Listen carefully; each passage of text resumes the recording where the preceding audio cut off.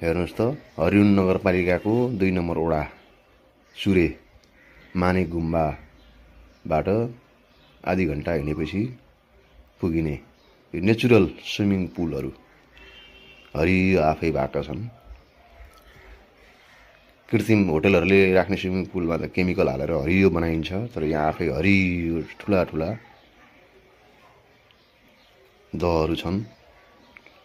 यहाँ दहमा पुगेपछि यो खोले खोला अगाडि बढ्न सकिँदैन, यो झरनामा पुग्न सकिँदैन, डाँडो चढेर फेरि यो झरनामा पुग्नुपर्छ। हेर्नुहोस् त यति झरना मस्तले झरिरहेको छ,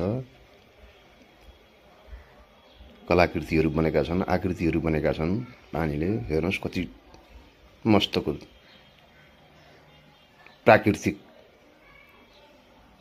स्विमिङ पुल छ यहाँ।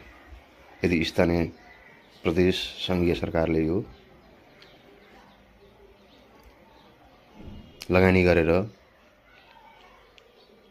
धेरै पनि पर्दैन छैन, अलिकति व्यवस्थित गरिदिने हो भने यो पर्यटकीय सम्भावना प्रचुर बोकेको यो तिरतिरे झरना भएको ठाउँसम्म पुग्न सकिन्थ्यो। टिकटै सिस्टम राखे पनि पर्यटकहरू, आन्तरिक पर्यटकदेखि लिएर भारतीय पर्यटकहरू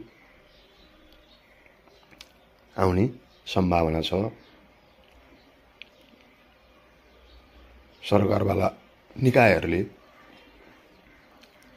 यसप्रति ध्यान दिनुपर्ने देखिन्छ, जसले गर्दा स्थानीय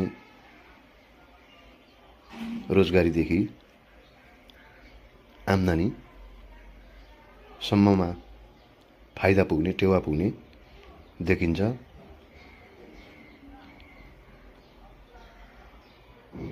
राजनीतिक गफ मात्र गर्ने, तर यो पर्यटकीय लगायत आर्थिक